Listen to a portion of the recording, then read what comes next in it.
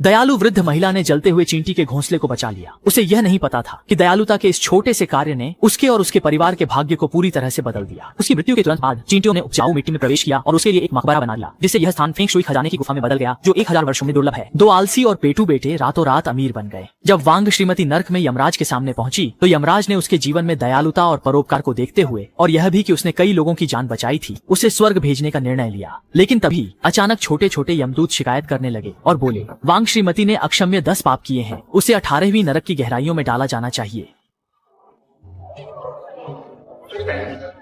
इस पर एक छोटे यमदूत ने कहा कि वांग श्रीमती का बेटा पैसे के बल पर आम लोगों की जमीन छीनता था और जनता को धोखा देता था। लियू बूढ़ा भी वांग श्रीमती के बेटे से टकरा गया, उसे मार डाला गया और उसकी बेटी को जबरन ब्याह भी लिया गया। वांग श्रीमती ने कहा कि यह असंभव है, क्योंकि जब वह मरी थी उसके बेटे ताबूत खरीदने की हैसियत में नहीं थे, फिर वे जमीन खरीदने पैसे कहां से ला सकते थे। यमराज ने वांग श्रीमती से पूछा कि उसे मरे हुए कितना समय हुआ है। वांग श्रीमती ने कहा कि वह अभी अभी 1 दिन पहले मरी है। वे लोग किसी और को समझ रहे हैं। पाताल लोक का 1 दिन धरती के 1 साल के बराबर होता है। सच जानने यमराज ने पंडित को आदेश दिया कि वह वानशेंग दर्पण खोलकर सच्चाई देखे। असल में वांग श्रीमती के दोनों बेटे रातों रात अमीर हो गए थे, जिसके बाद उन्होंने ज्योतिषी की बातों को भुला दिया और पैसे के बल पर गांव में मनमानी करने लगे।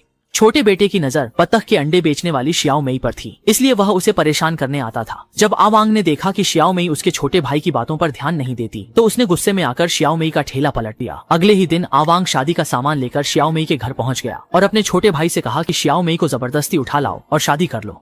अच्छी बात यह रही कि इसी समय शियाओ मेई के पिता लियू लाओ तो बाहर से लौट आए। उन्होंने देखा कि उनकी बेटी को परेशान किया जा रहा है, तो गुस्से में डंडा उठाया और दोनों भाइयों को सबक सिखाने दौड़ पड़े। लेकिन किसे पता था कि गुस्से में आवांग ने डंडे से लियू लाओतो के सिर पर वार कर दिया। जब दोनों भाइयों ने देखा कि मामला जानलेवा हो सकता है, तो वे तुरंत भाग निकले। लेकिन लियू लाओतो की चोट इतनी गंभीर थी कि कुछ ही देर में उनकी मौत हो गई। ये सारी घटनाएं यमराज ने अपनी आंखों से देखी। उन्होंने सोचा कि ये दोनों भाई धरती पर इतनी बुरी हरकतें कर रहे हैं, एक की जान भी ले ली। इसलिए यमराज ने फैसला किया कि वांग को 18वीं नरक की गहराइयों में डाल दिया जाए।